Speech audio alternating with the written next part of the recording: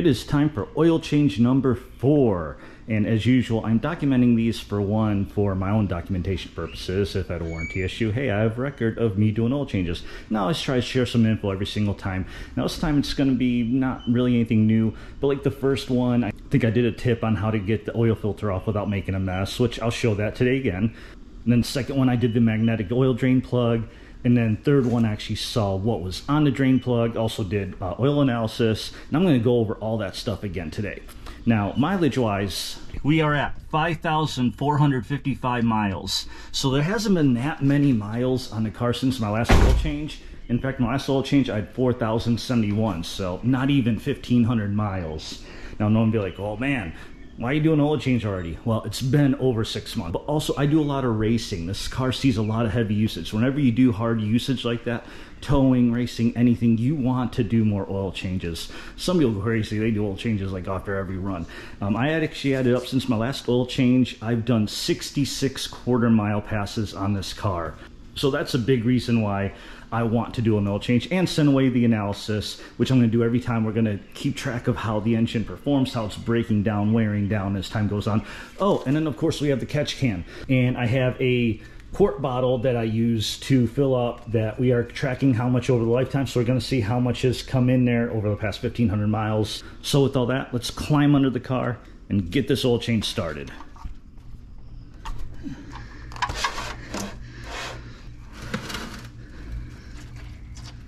Actually, while we wait for the oil to drain, let's take a look at this magnetic drain plug, see what it pulled off. Okay, so here's a close-up of the plug, and just so I can show you, this is what came out the last time. So you can see you have that little metal flake and that little one, and those were the two bigger pieces. So I'm kind of keeping these on record just to have them, and that last oil analysis did say completely normal with for engine still that new. So this time definitely a little bit less. In fact, let's see if we can magnify it. And so you can see what's on the tip, and you can see most of it is just little tiny bits. There's only that one flake. Let me see if I can clean that up and pull it off. Okay, so there is that one and only metal flake, nothing big. I still think a magnetic oil plug is worth it, so you can keep track and see things like that.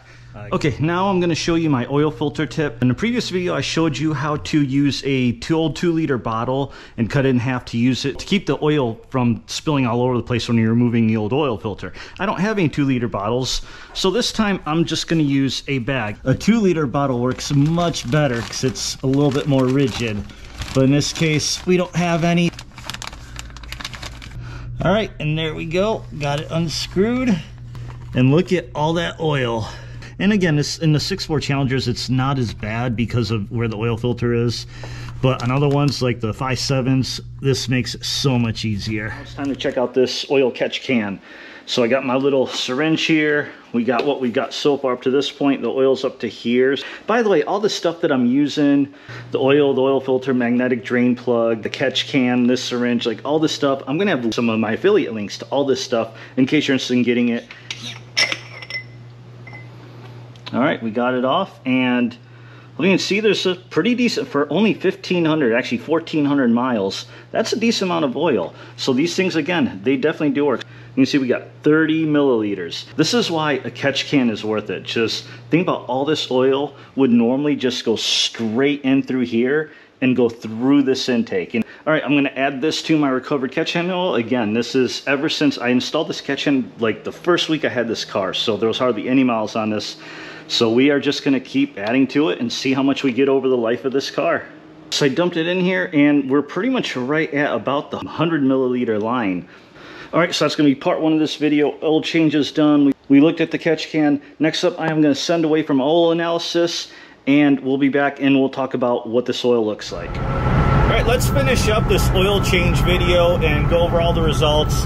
So obviously we already did the catch can. We already looked at what was on the magnetic drain plug. And the last thing we're waiting on is the oil analysis that I sent away for. Now I'm in my car driving because I have to go into the office to show you, hey, I do street drive this car. But also I figured, why not have a little change of pace? Usually these videos are always just in my garage with my car just sitting there. So I thought, hey, this time, let's do it while I'm on the road. Now you can hear what it sounds like in this car. That's like this. So we got our oil analysis back. Here it is right here. I'm gonna go ahead and put up a scan of it on the screen for you right here so you can see it easier. So for the most part, it's uneventful. Everything is in line. As usual, they gave me a nice little write-up, kind of summary of their findings. And as you can see in their description, they say, hey, everything looks good, wearing down how it should be. Now, one thing they do keep bringing up, though, is they do keep bringing up the copper. And I feel they bring that up because if you look at the universal averages, the copper is much higher than universal. But then if you look at the unit averages, which is more specifically for like the Hemi engine, I don't know if it includes the 5.7s, 5.64, and 6.2, or how much they break it down. But basically they're saying, hey, these engines normally have a little more copper than other engines. It goes the other way too. Take a look at magnesium. The universal average on magnesium is way higher than the unit average and what we're seeing out of my engine. So clearly the Hemi doesn't have as much magnesium sources as other engines. And other than that, there's really not much else to know. The oil properties all look good for, you know, not much mileage on it. I do find it interesting though that in the comments they bring up the fact that the manganese jumped up quite a bit from the previous oil analysis. And they actually noticed that and they're like, hey, don't sweat the increase in manganese. It's usually from octane booster. That tells you how well they look at this stuff and do this oil analysis. They don't just run the numbers and give you the numbers. They actually take the time to explain things. I never mentioned anything about octane booster, and honestly, I forgot I even used any because I did back in Tulsa. I put a can of Royal Purple Max Boost into my tank.